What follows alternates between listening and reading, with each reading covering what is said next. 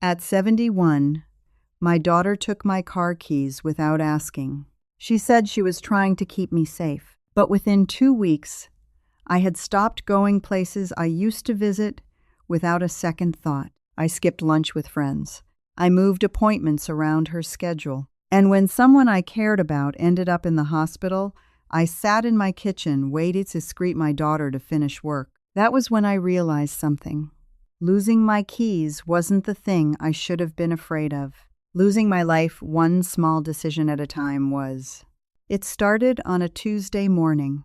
I opened the little wooden bowl beside my front door. That bowl had held my keys for nearly 20 years. House key on the left, mailbox key on the right, car keys in the middle.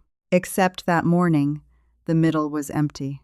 I checked my purse, then the kitchen counter, then the pocket of the jacket I had worn the day before. Nothing.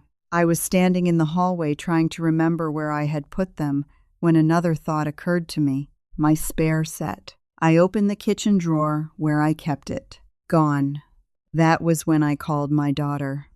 "Melissa, did you take my car keys?" There was a pause. Not a long one, just long enough. "Mom, I was going to talk to you about that." I closed my eyes. "You took them." "I have them." "Both sets?" "Yes." "Why?" "Because of what happened yesterday." What happened yesterday was this. I scraped the side of my car against a concrete barrier in a grocery store parking garage. Nothing dramatic. No one was hurt. I damaged the paint and dented the passenger side door. Melissa saw it when she came over for dinner. I told her exactly what happened. The parking space was narrow. I turned too soon. That was it. At least, that was what I told myself. Melissa remembered something else. A month earlier, she had been in the car when I rolled farther through a stop sign than she liked. I remembered that too. But in my version, I had slowed down. In hers, I had almost missed the sign. Apparently, those two events had been enough. Sometime between finishing dinner and leaving my house, my 44-year-old daughter had slipped both sets of keys into her purse. At 71 years old, I had become someone whose keys could be taken for her own good. "Bring them back," I said. "Mom." "Melissa, can we please talk about this first?" "We are talking. You scraped a concrete barrier." "I know what I did." "And the stop sign." "I did not miss that stop sign. You barely stopped." "That is not the same thing." She sighed. I knew that sigh. It was the same sigh she used when she was 16 and thought I was being unreasonable. Only now our positions had reversed. "I'm not saying you can never drive again. You took my keys. Until we figure out what's safe." Safe. It is difficult to argue against that word. Safe. Once someone uses it, almost any restriction can sound reasonable. "I drove for the Postal Service for 32 years, I said. "I know. In rain, snow, ice." "I know. I probably have more miles behind a wheel than you ever will." "I know, Mom." "Then bring my keys back." She was quiet. "Give me 1 week." "For what?" "We talk to your doctor. Maybe arrange a driving evaluation." "I don't need an evaluation." "Then prove me wrong." That made me angry. But underneath the anger was something I did not want to examine. What if she wasn't completely wrong? "My name is Ruth Bennett. I spent 32 years working for the United States Postal Service. For much of that time, I drove. Long rural roads before sunrise, neighborhood streets filled with children, rain so heavy the windshield wipers could barely keep up. Driving was never something I thought much about. It was simply part of being capable. I had owned my first car at 19, a faded green Ford that leaked whenever it rained. My father told me not to buy it. I bought it anyway. When Melissa was little, I drove her everywhere. School, dentist appointments, piano lessons she hated, birthday parties, college visits, her first apartment. When she went into labor with my grandson, I drove 40 minutes through a thunderstorm because her husband was stuck at work. I had spent most of my adult life being the person who drove other people. Now my daughter wanted to drive me. Melissa came over that evening. She did not bring my keys. She brought chicken soup instead. She put the containers on the counter. Then she sat across from me. I'll take you anywhere you need to go. I don't need a chauffeur. I didn't say you did. You took my keys because you scared me. That stopped me. Melissa looked tired, not angry, scared. She told me she had spent half the night thinking about the parking garage. What if another car had been beside me? What if someone had been walking past? What if it had been a child? I understood her fear. I just hated what she had done with it. You should have talked to me. I knew what you would say. That doesn't give you the right to decide for me. I'm trying to work 2Q, and I'm telling you that I'm still capable of protecting myself. Neither of us won. In the end, I agreed to 1 week, mostly because I wanted the argument to stop. The first few days were almost pleasant. Melissa stopped by before work and took me grocery shopping. She carried the heavier bags inside. The next day, she took me to the pharmacy. On Friday, she drove me to get my hair cut. I told myself it was temporary, almost like being driven around on vacation. Then my appointment ran 15 minutes late. When I came out, Melissa was looking at her phone. I really need to get back, she said. I'm sorry. The words left my mouth automatically. On the way home, something about them bothered me. Why had I apologized? I had been at my own hair appointment, yet somehow my ordinary life had become an inconvenience inside Melissa's schedule. The following week, I needed groceries again. Melissa said Thursday would work better than Wednesday, so I went Thursday. My dentist called about changing an appointment. Before answering them, I checked Melissa's work schedule. I wanted to stop at the library after the grocery store. I didn't mention it. She already looked tired. These were small things. That is how your world gets smaller. Not always through one terrible decision. Sometimes it happens through tiny accommodations that seem too reasonable to argue with. A church friend named Carol called me that Friday. A few women were meeting for lunch. Come with us. I almost said yes. Then I started calculating. Melissa was downtown. Maybe she could drop me off. Carol might bring me home, or perhaps I could ask someone else. Then I imagined explaining the whole situation. I think I'll stay home today, I said. Carol sounded surprised. You feeling all right? Fine, just tired. I wasn't tired. I simply didn't want to become complicated. After we hung up, I stood at the kitchen window. My car was sitting in the driveway. Melissa had not taken it. Only the keys. There it was. A perfectly good car I had paid for, 10 yards from me, and I could not use it. For the first time, I understood why the situation bothered me so deeply. It wasn't transportation. It was permission. Then Jean called. Jean Parker and I had worked together at the post office for years. She was 72, funny, stubborn, a terrible cook. She started the call with 4 words. Don't worry, I'm fine. People only say that when they are not fine. She had fallen in her kitchen, broken her wrist. Nothing life-threatening, but she was in the hospital and sounded shaken. I'll come see you, I said. You don't need to. I know. We hung up. I picked up my phone and called Melissa. No answer. 10 minutes later, I called again. A text appeared. In a meeting. Everything okay? I wrote, Jean is in the hospital. I want to go see her. Melissa replied, I can take you after work. Maybe 6:30. I looked at the clock. 1:07. 5.5 hours. I typed, that's fine. Then I stared at the words, that's fine. I deleted them. For several minutes, I sat at the kitchen table feeling sorry for myself, then angry. First, at Melissa, then at myself. I looked toward the driveway again, and suddenly an embarrassingly obvious thought entered my mind. There were taxis. There were buses. There were rideshare services. I had somehow reduced the entire world to two possibilities. Either I drove myself, or Melissa controlled when I went somewhere. Why? My grandson helped me install a rideshare app. I called him because I had no idea what I was doing. He talked me through it. So I just press this? Yes, Grandma. And someone comes to my house? Yes. How do they know where I live? The app knows. I don't like that. He laughed. You'll survive. 25 minutes later, a silver Toyota pulled into my driveway. The driver was a young woman. I checked her license plate 3 times.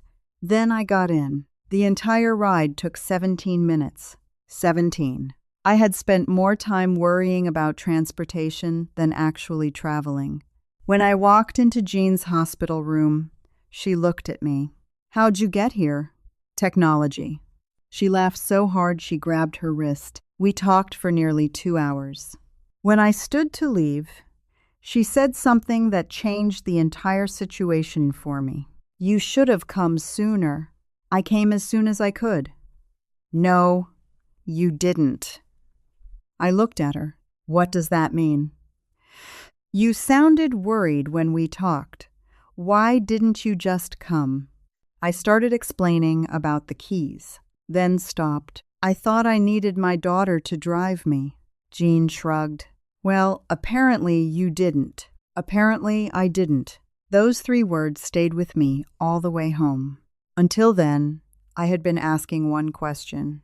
Could I still drive? Now another question mattered more. Why had I allowed driving to become the only proof that I was independent? The next morning, I called a senior driving evaluation program. I didn't ask Melissa. I didn't ask my doctor. I scheduled it myself. The woman explained the process: vision, reaction time, road awareness, then actual driving. I almost changed my mind. I didn't. When I told Melissa, she went quiet. You scheduled it? Yes. When? Tuesday. Do you want me to come? No. That answer felt important. Melissa didn't argue. Okay. The evaluation lasted longer than I expected. My vision was fine. My knowledge of road signs was excellent. Then came reaction testing. Lights flashed on a screen. I had to press pedals. My reactions were slower than I expected. Not terribly slow, but slower. I hated seeing the numbers. Then came the road test. Residential streets were easy. I stopped, signaled, checked mirrors. Then we moved on to a busier road. The evaluator asked me to change lanes. I checked my mirror, signaled, moved. Did you see that car? She asked. What car? My stomach dropped. A small sedan was passing on my left. I saw it then, just later than I should have. That moment scared me more than the parking garage ever had. When the evaluation ended, the woman sat with me in a small office. She did not tell me I had to stop driving. My overall driving was still functional, but she had concerns. Slower reaction time, reduced peripheral awareness, difficulty with complex traffic. Her recommendation was simple: daytime driving, familiar roads, no highways, avoid heavy traffic, reassessment later. I should have felt victorious. Melissa had been wrong. I could still drive. Instead, I stared at the report. Because Melissa had not been entirely wrong either. That evening, she came over. This time, she brought my keys. She placed them on the kitchen table. What did they say? I handed her the report. She read it carefully. So, you can still drive. Yes, with restrictions. Yes, I heard relief in her voice. Don't look so pleased. I'm not pleased. You are. I'm relieved. There's a difference? Yes. I picked up my keys. They felt heavier than before. For the next several days, I drove again. Grocery store, pharmacy, library, all during daylight. all familiar roads. It felt wonderful. Nobody checked a calendar. Nobody waited in the parking lot. Nobody needed an explanation. I told myself everything was fixed. Then one afternoon, I stayed longer than expected at Carol's house. When I came outside, the sun was nearly down. Not dark, but close.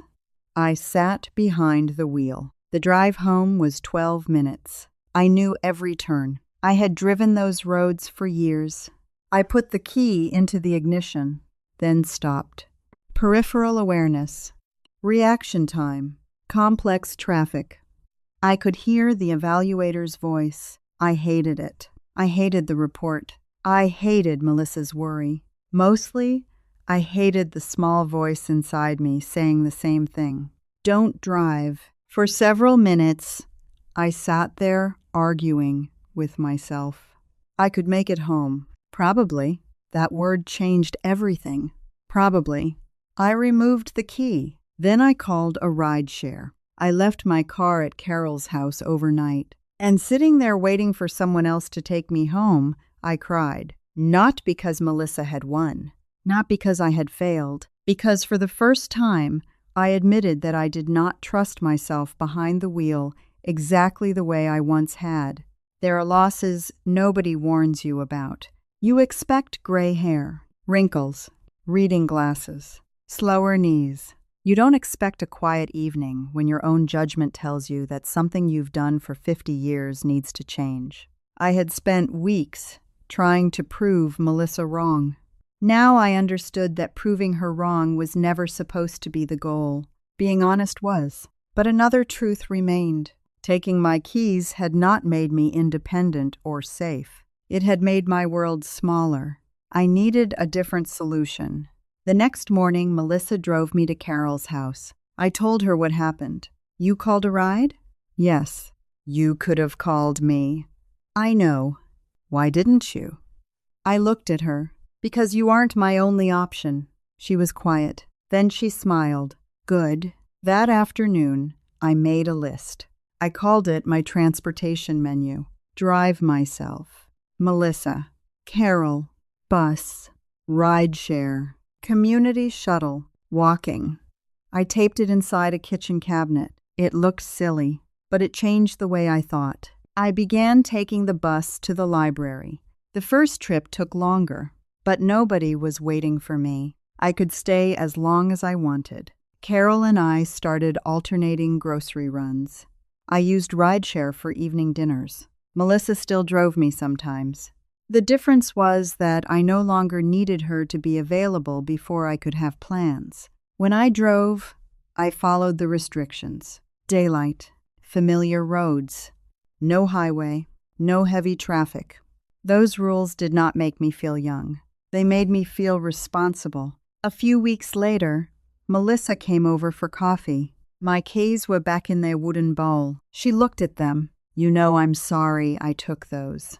I know. I should have talked to you first. Yes. She laughed. I knew you were going to say that. Design me. You should have. Then I said something that surprised her. But I'm glad you worried. She looked at me. I'm not glad you took my keys, but I'm glad you noticed something I wasn't ready to notice. Melissa looked down at her coffee. I was scared. I know. I still am. I know that too. She glanced toward the driveway. What happens if next year's evaluation is worse? A month earlier, I would have become defensive. This time, I thought about it. Then I stopped driving. She looked at me carefully. You mean that? Yes. And I did. I didn't like it. But accepting a possibility and liking it are not the same thing. Several months have passed now. I drive much less. But something strange has happened. I leave the house more. Before, if I didn't feel comfortable driving somewhere, I stayed home. I called it convenience. Sometimes it was fear. Now, when I want to go somewhere, I don't ask whether I can drive there. I ask how I can get there. That one question has made my world larger again. Jean and I have lunch twice a month. Sometimes I drive, sometimes she does, sometimes neither of us does. I take the bus to the library most Thursdays. Melissa still offers rides. Sometimes I say yes. Sometimes I don't need one. And sometimes I drive myself. My keys still sit in that little wooden bowl beside the front door. House key on the left. Mailbox key on the right. Car keys in the middle. But they don't mean what they used to. For most of my life, I thought independence meant getting into my own car and going wherever I wanted. Now, I think independence is something different. It is being able to participate in your own life, even when the old way of doing things begins to change. It is having choices. It is knowing your limits without allowing those limits to become your entire identity. And sometimes it is being willing to admit that someone who frightened or angered you was partly right. Melissa was right to worry. She was wrong to take my choice away. I was right to want my keys back. I was wrong to believe those keys were the only thing keeping me free. All of those things can be true at once. That is something age has taught me. Life becomes less about deciding who was completely right and who was completely wrong. Sometimes peace comes from understanding what each person was afraid of. One day, I may stop driving completely. Maybe next year. Maybe several years from now. I don't know. When that day comes, I will probably grieve it. But I no longer believe handing over my keys means handing over my life. There are buses. There are friends. There are ride shares. There is my daughter. There are options I haven't even needed yet. My world does not have to become smaller, simply because the way I move through it changes. And when the day comes to place those car keys in Melissa's hand for the last time, I want to know something. I want to know that I did it because I was honest enough to recognize the moment, not because someone quietly removed them before I had a voice in the decision. Safety matters, but dignity matters too. The best kind of help leaves room for both. If you've ever had this conversation with a parent, or if your own children have started worrying about what you can still safely do, I'd love to hear how you handled it. And if you enjoy quiet stories about aging, family, independence, and the changes nobody prepares us for, please consider liking the video and subscribing. Thank you for spending this time with me. I'll see you in the next story. If you've ever felt someone you love was trying to protect you while slowly making more decisions for you, I'd like to hear your experience in the comments. And if you want more realistic stories about aging, family, independence, and the quiet changes in authority that can happen as we grow older, subscribe and join me for the next story.